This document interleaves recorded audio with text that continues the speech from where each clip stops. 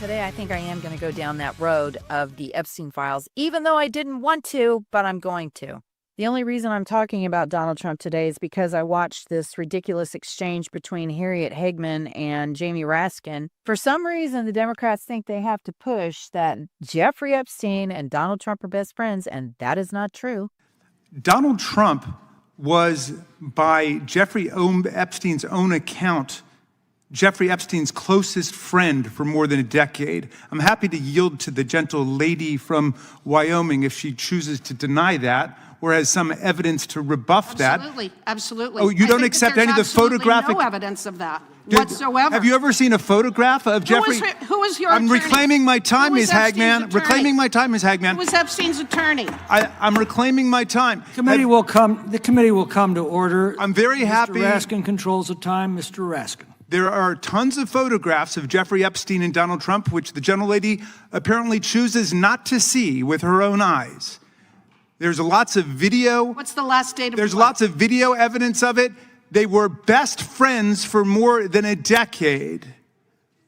I also find it very interesting that the Democrats are not focused on the Democrats that are in those files. And they're saying that Donald Trump, which he is mentioned in about 5,300 files, which I believe there's over 38,000 references to Donald Trump in these files, but it's not because they were friends. The reason Donald Trump is mentioned so many times is because Jeffrey Epstein actually hated him because he could not get Donald Trump to take one of his honeypots or fall into the traps that he kept setting for him, because Donald Trump's not that kind of guy. So what happened is right before Jeffrey Epstein was convicted, Donald Trump is the only one who helped law enforcement be able to catch him. He was the only one who didn't have to be subpoenaed, and they didn't actually have to take a deposition from him because he volunteered the information. He was the only one out of all the people on the witness list against Jeffrey Epstein who actually complied. Mr. Bradley Edwards, attorney who's represented many of the victims of Jeffrey Epstein. The only thing that I can say about President Trump is that he is the only person who, in 2009, when I served a lot of subpoenas on a lot of people, or at least gave notice to some pretty connected people that I wanted to talk to them, he is the only person who picked up the phone and said, "Let's just talk. I'll give you as much time as you want. I'll tell you what you need to know," and was very helpful in the information that he gave, and gave no indication whatsoever that he was involved in anything untoward whatsoever, but had good information that checked out and that helped us, and that we didn't have to take a deposition of him. And that was in 2009? That was in 2009. So, do you know if there's any truth to James Patterson's claims that Trump kicked Epstein out of Mar-a-Lago? I've definitely heard that. In 2016, he wrote about Jeffrey Epstein in his book, Filthy Rich, a powerful billionaire, the sex scandal that undid him, and all the money that justice can buy. Apparently, President Trump had some sort of falling out with Epstein. There were some complaints about Epstein at Mar-a-Lago, and also I spoke to the head of the spa there, and she said that I said, "Did you ever meet Epstein?" She said, "Oh yes." She said he would come and he was inappropriate with some of the younger women there, and she said, "I went to Mr. Trump and Trump threw him out of the club." So it's your understanding then that President Trump, or at that time Mr. Trump, didn't know what Jeffrey Epstein was up to? That is correct. Epstein liked stars. One of the weird ones is Stephen Hawking. He did take Stephen Hawking to his Lolita's Island, which is really odd. But he loaned Clinton his plane at least on 4 occasions, and it was and I'm not just saying this because I know the president, but it had to do with the foundation. And it only stands to reason that after the conviction and after Donald Trump kicked him out of his resorts and then also banned him from going to any Trump properties at all, that Jeffrey Epstein would hate him even more because he could not get Donald Trump under his thumb like he had with other people like Bill Gates and the Clintons and, all those people that are mentioned, especially Stacey Plaskett, who apparently, according to Harriet Hagman, is the fixer and was the fixer for Jeffrey Epstein. Just very briefly, I think that the Epstein files have now been mentioned upwards of 20 times during the course of this markup today, when what we're focusing on is whether we need to adopt a law to prevent men from participating in women's athletics. One person even made the accusation that there is this whole slew of powerful men who have been covering for Jeffrey Epstein and their abusers. Well, you want to know who actually ran cover for Epstein? Who actually covered for the abuser? Do you want to know who actually protected Jeffrey Epstein? Well, her name is Stacey Plaskett, and she is a Democrat representative from the Virgin Islands. So if you want to go in and look at the Epstein files, why don't you go ahead and do a word search for Stacey Plaskett, representative from the Virgin Islands, the woman who was Jeffrey Epstein's fixer.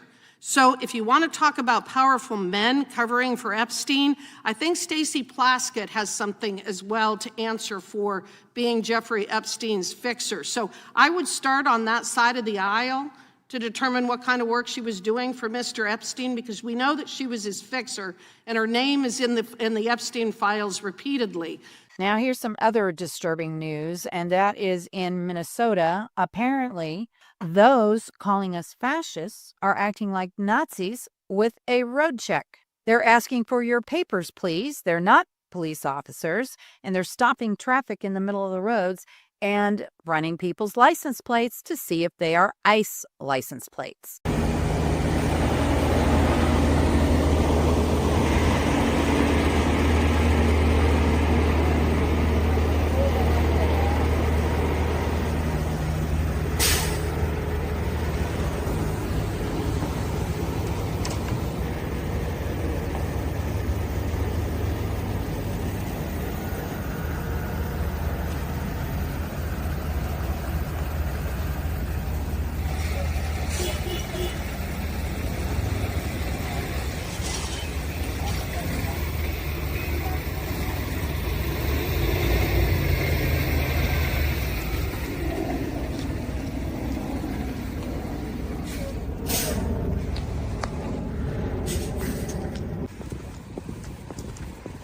Yeah, he's just our Somalian Uber driver, man.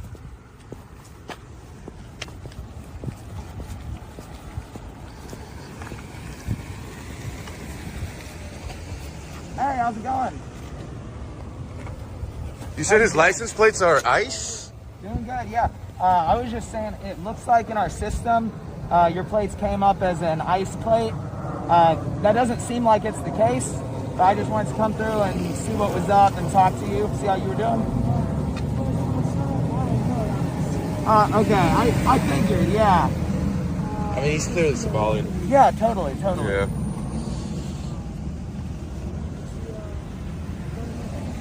Oh yeah, well, glad to hear it. What's your name? Ali? Ali, nice. How long have you guys been out here today?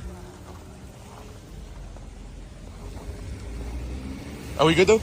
Yeah, we're good. I do want to ask, what's the system you guys are using out here? I mean, because it's obvious that was wrong, right? I mean, the guy was just a Somalian Uber driver, not ICE. Well, the thing is, ICE, they're renting a lot of cars. But yeah, we'll take this off the list. Yeah. Who are y'all with? We're honestly just from California. Just independent photojournalists. Name's, okay, do y'all have like a Twitter or something? Jorge Ventura. Jorge Ventura. All right, cool. Thank you. How long has this been set up, man? Like, the images of this are going viral online. That's what we came. I don't know if you know if they're going viral. But. Yeah, no, I heard that. People are saying that, and a lot of the neighbors support what we're doing. So happy to be here. Has local law enforcement said anything? Not that we know of, no. But look, I gotta get back to this. I'm not trying to do no interview. All right.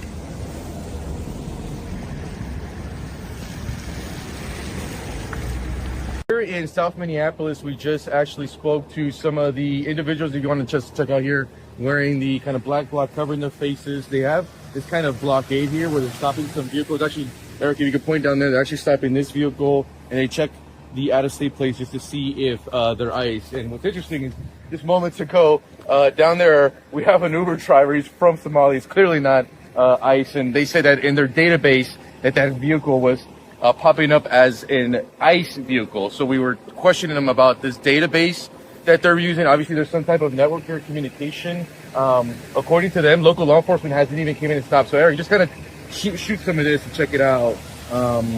They're on the phones. I guess they were checking the license plate. We heard in their walkie-talkie that the license plate that they ran is not ICE, but you can see they're on their walkie-talkies kind of talking. We want to find out a little bit more about the database, but they don't want to answer our questions. So this is the situation right now here in South Minneapolis. It's called like a blockade. Hey, how you doing? Just talk to me a little bit about this database, because we just ran our Somali Uber driver's license plate. I mean, you guys did run his license plate without his permission. Just talking about the database a little bit, you know? So, this is the scene right now in South Minneapolis, 32nd Street here on Cedar Avenue. You can't have saw me, dude. Get in the fucking car. You can't. Get in the fucking car, man. Go away. So they're assaulting me and my photojournalist. Got it all on video. They actually tried to steal my phone, but unsuccessful. And you're gonna get blasted all over the internet, buddy. And the people who are absent on all of this, who have said no words whatsoever, are Tim Walz, the governor, and Jacob Frey, the two cowards that run that area. Totally illegal. And I think that the people who are getting stopped could actually sue both the governor and Jacob Frey, because they're the perpetrators in all of this. When you let people like this do lawless things and harass people and act as if they're some kind of official, basically using public information that is supposed to be only accessible by law enforcement, and that has to be under the right circumstances. You can't just run people because you want to run them. That's totally illegal. Even cops can't do that. This is proof enough right here that the police department in Minneapolis is aiding and abetting crime right now. As far as I'm concerned, the feds should be able to go in there and stop them, because it's obvious the state and the city and the county aren't going to do it. I don't know about you, but from what I can tell, the fabric of the United States of America is so tightly woven with crime, I don't think we can ever come back from this. That is why we have a constitution. So if we do not like what is going on, we can start over. I highly doubt that the criminals that are so embedded in our society right now would ever let that happen. For the America Matters radio show, I'm April Lejeune.